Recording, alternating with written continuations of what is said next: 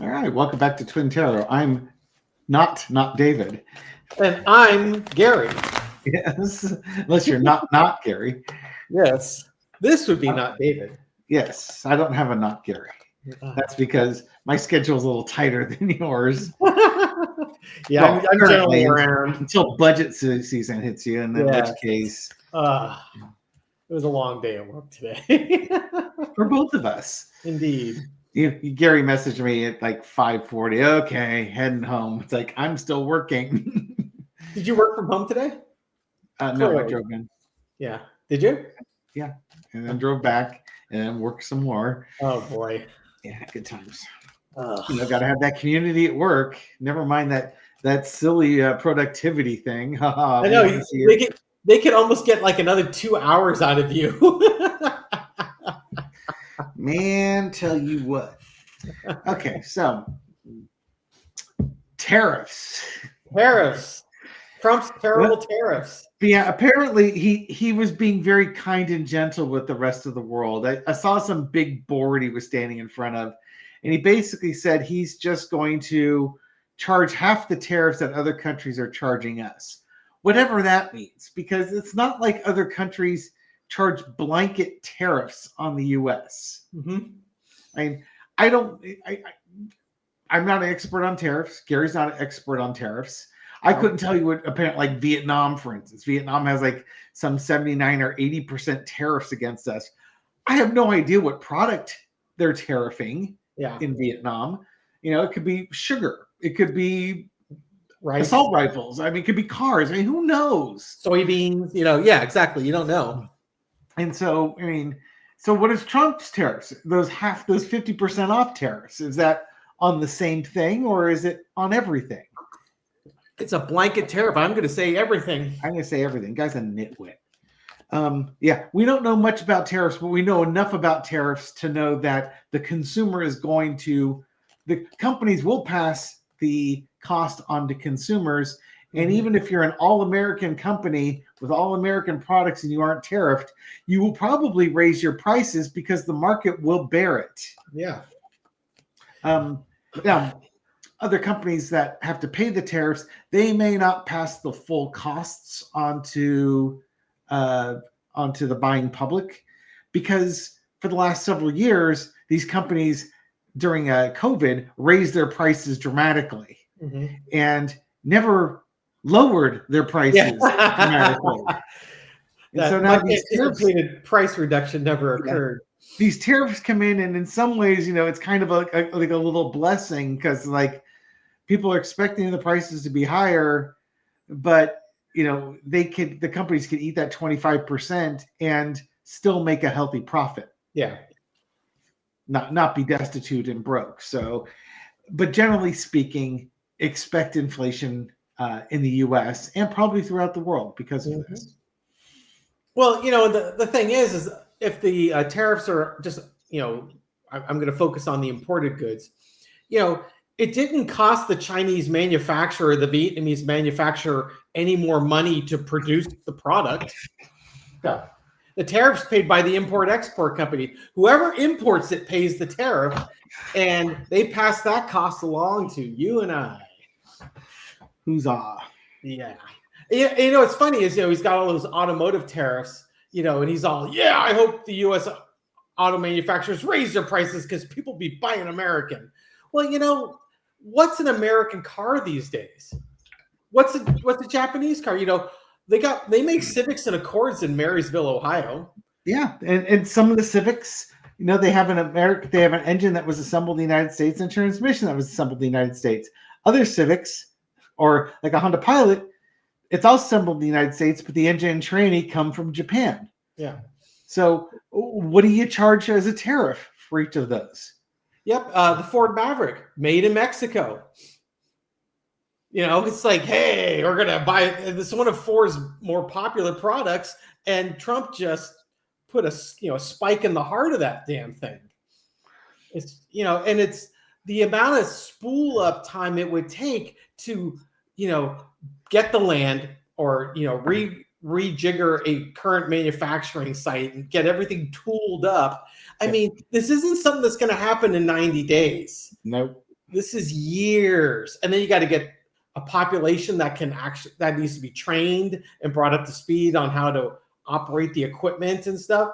Yeah, this, by the time everything gets into place, he's either dead or termed out, and those tariffs could go away. So yeah, exactly.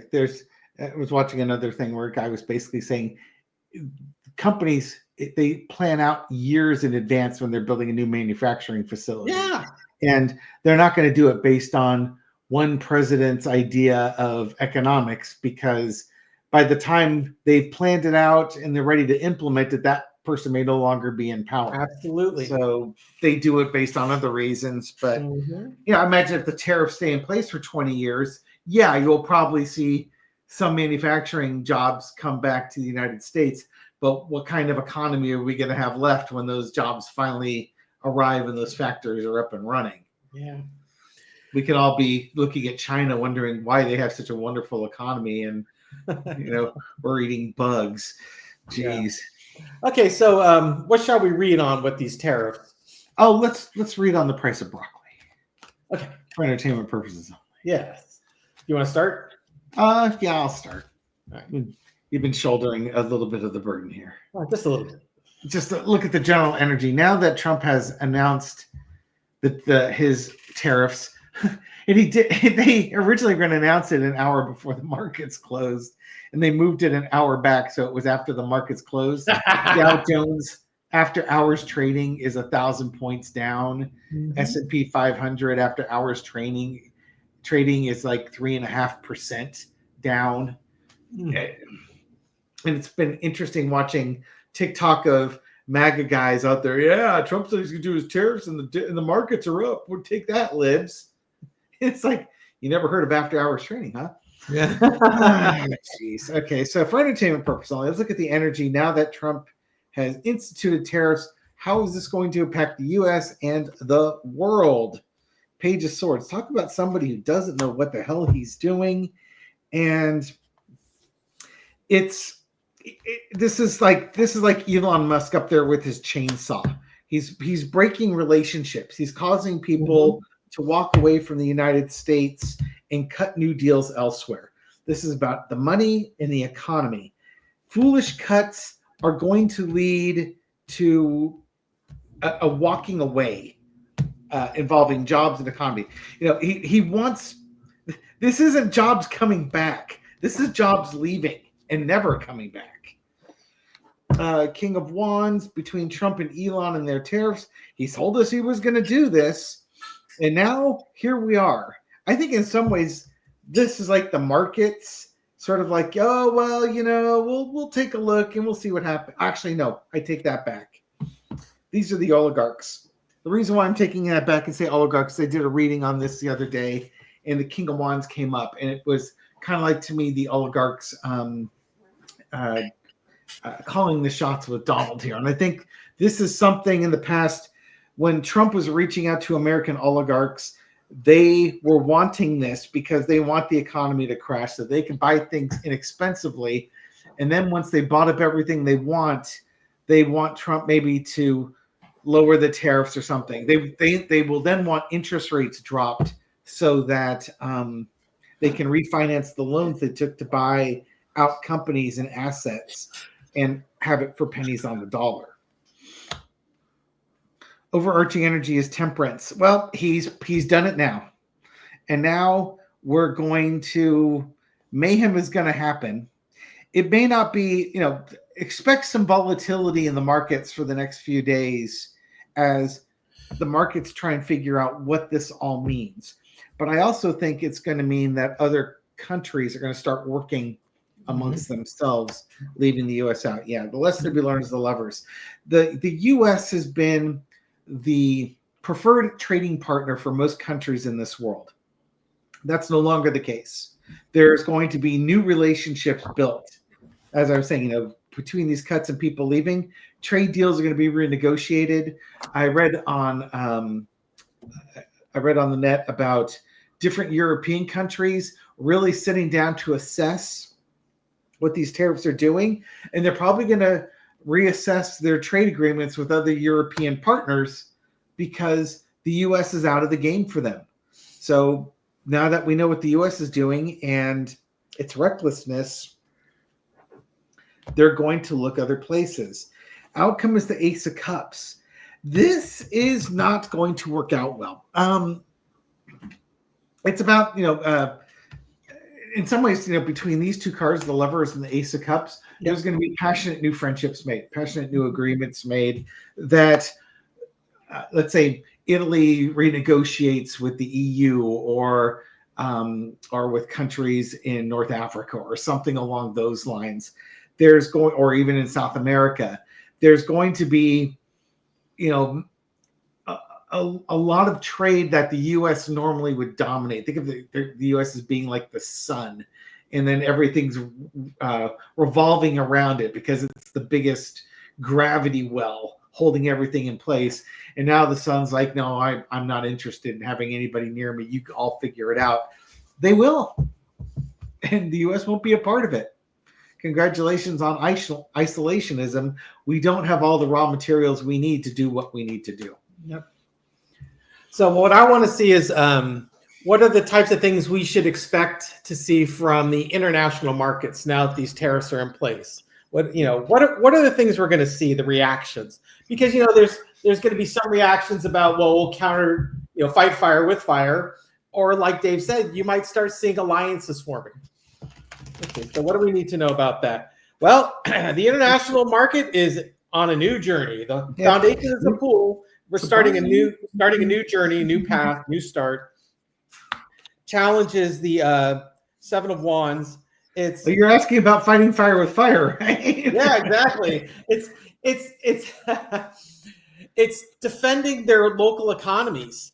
Yeah. The tariffs are in place because they have cottage industries too. They have people that need to work as well, and you can't have just a bunch of American goods just being dumped on their markets. There's a certain level of protectionism that they have there that we have here. The difference is that there's historically tariffs tend to be very focused on very certain industries, not blanket. Yeah, not blanket, exactly. So the challenge is, okay, how are we gonna react? How are we gonna react to this? Underneath it is the Knight of Wands. Well, we're gonna start taking some action. When you say we, you're talking non-U.S. partners, correct? Non-U.S. partners, they're going to start taking actions, which is what I did ask. What are they going to do? They're going to Page of Wands. There's new messaging in the past. They've decided they're going to start putting out new messages. This could be just new communications to their neighbors, the international neighbors, about, hey, how about you interested in partnering up if these tariffs actually go into effect? The current energy is a perfect card. Nine of Cups, the smug merchant. This is, Trump and his merry band of Republicans and oligarchs. They're happy as they're pleased as punch. They got their tariffs in place. Well, think about the wealth that's going to be created upon the European nations when they become the favored trading partners and the U.S. isn't. That's the thing. They haven't played it all the way through. They are convinced that these foreign nations are going to invest. I got to stop you. You can't use the words we and they. You've got to say the countries you're talking about, else people are going to get confused. Trump and company are convinced that countries like China are going to invest in manufacturing, or Japan are going to invest in manufacturing facilities in the United States. And that will create jobs and everyone will be happy. That's not what's good. I guarantee you that is not what their plan is. Oh, you said it again. It's not the U.S.'s plan, or it's not Japan and China's plan? That is not the plan of China and Japan, for example. I realize it's cumbersome, but since you're representing other countries, when you say we, it doesn't mean the U.S., it means the other countries, and they then means the U.S. I really wish people would do that with Donald Trump every time. He's the master of the vague pronoun, isn't he? Yes, just a rambling word salad of nonsense. So the overarching energy is the Page of Pentacles. It's a new beginning. It's in ways it's a gift that Trump has given them, because it's like they were able to form new alliances. Take a look at what they bring of value, and look at it differently. They don't necessarily have to sell everything to the United States. They've got lots of local neighbors that might be interested in their projects. Oh, there you go. I've got the minor arcana. David had the major one. The lesson to be learned is, in this case, the Two of Cups. They're going to start building relationships. Even more agreements with the people they already have agreements with. Yeah. You had the major arcana. You had the Lovers, which is the big picture. This is the tactical. Okay, fine. Let's go ahead and start developing those new relationships. The outcome, the Five of Wands. There's going to be some chaos. Certainly, in the short term, there's going to be chaos. It's almost like this. It's almost going to be like a shopping spree. There's going to be a bit of a scramble here, because it'd be like Italy talking with England or something like that. Yeah, normally we sell a lot of olive oil to the United States. Hey, England, you ever consider olive oil for your fish and chips? Think of all the you could call it pesce and potatoes. Yes, what you're going to start seeing is alliances that you might not have seen before. The people are going to start working. Other nations, not the United States, are going to start working with each other to their benefit and to the United States' detriment. Now, mind you, it still will likely mean prices going up all over the world, but it will be less severe in these in the EU, where they start trading with their neighbors, because it wouldn't be as profitable, say, for the companies. But what'll happen is, even if the U.S. drops its tariffs, these companies have already hashed out agreements. China did this with when the U.S. raised the price of soybeans and pork bellies and things like that. China, after the trade was reestablished, China started negotiating with Brazil. Yeah, I knew it was. I knew it was a South American country. Yeah. I couldn't remember. They negotiated with Brazil on the sale of pork and soybeans, and therefore, when everything got changed and dropped, China does not buy nearly as much soybeans and pork products from the United States as they had previously. So for them, it's like, go ahead, raise as much as you want. We've got this great agreement going on with Brazil right now, and Brazil's loving it because there's all this trade they didn't have before. Yep. Trump shooting off your own foot. Yeah, exactly. It's a genius. Wonder how long these tariffs will be in place. That's a good question. There's no way to know, though. Yeah. What, like a psychic to you? You're going to ask tarot about timing? I know. How dare you? Tarot's not a big fan of timing. No.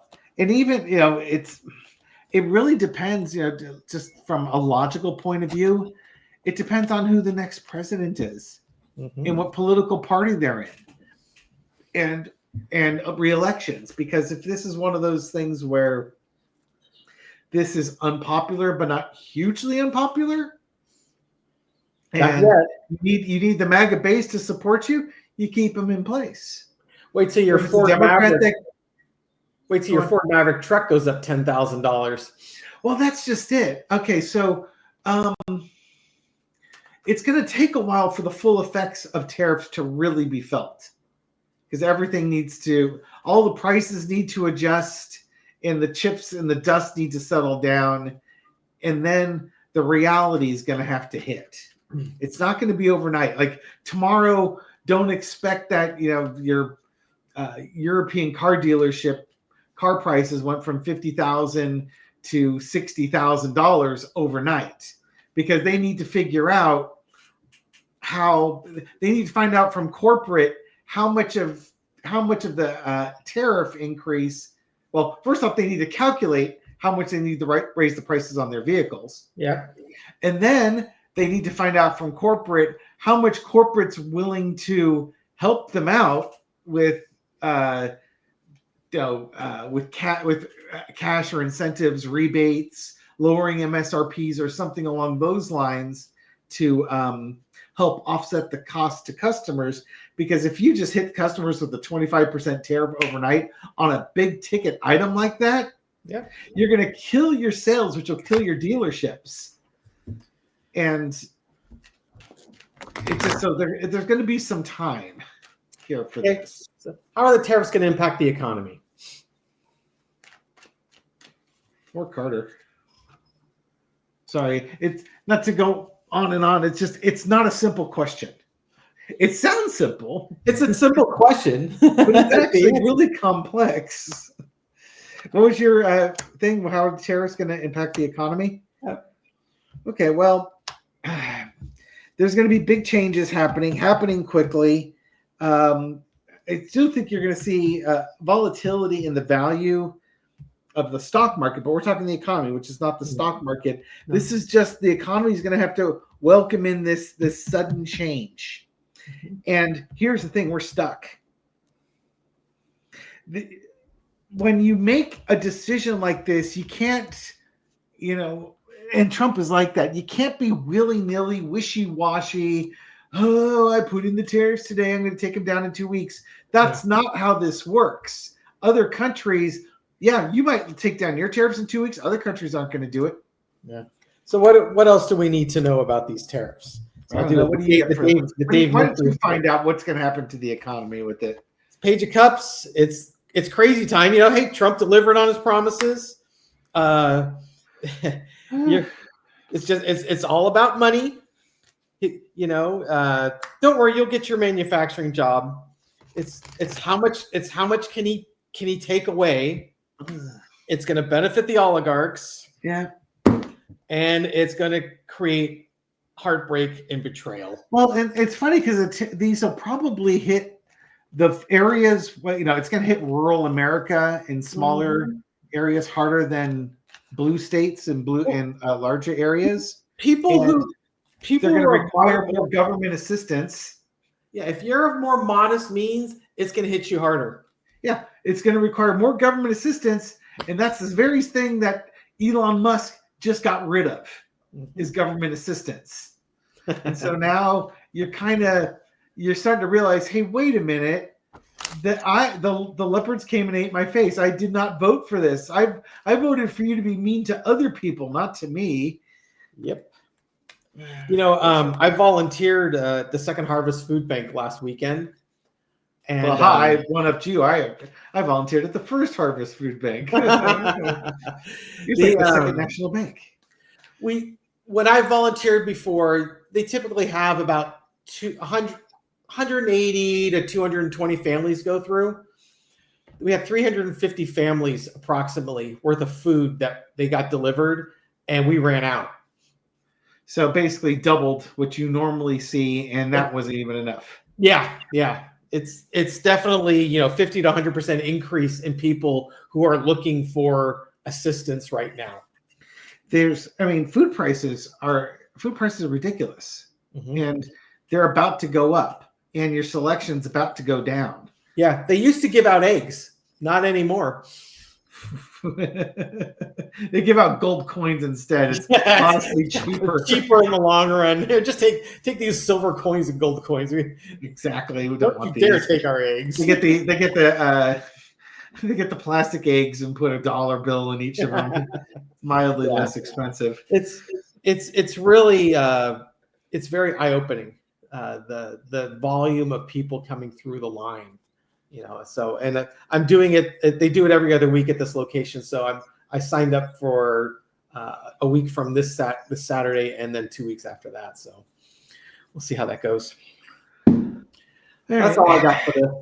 Thank you everyone for watching this video and supporting our channel. We do appreciate it. Yeah, if you like these videos, give us a thumbs up. Subscribe. We put out a new video every night at midnight, and leave a comment. I read them all, respond to many. And then he deletes them. And then he complains that there's no comments. I sometimes delete them. And then we also give shout outs to people who donated to the channel or have been active in the comments section or who have lamented that they were never called out on Romper Room. It was such tragic things. I hope for our European viewers. No, Romper Room was worldwide. They franchised it. It was all over the world. It The wasn't same just. Miss Marianne, or did they get their own version of Miss Marianne? I think they got their own version. Oh, super awesome. So the first one I want to give a call out to, Dave will pull out your card, is Christine Wahlberg. I like I will pull out the Justice Ooh, card for Christine. Justice card. She said that she wasn't called on in Romper Room, despite the number of variations of Christine. It could be Chris, Christina. Oh, I would think you would have probably heard your name about every 3 weeks. You know, you think, right? Mm-hmm. Another shout out to Dale O'Toole. Yes, Judgment card. Yes, not on Romper Room. And she says that she's often mistaken as a man for a man because Dale can go either way. So one of my good male friends, his first name is Dale. There you go, Dale Earnhardt. And then the last shout out for DC, also known as Darcy, who never was called out on Romper Room, and she listened every single time for her name. Yeah, that's going to be a tough one. Darcy wasn't exactly the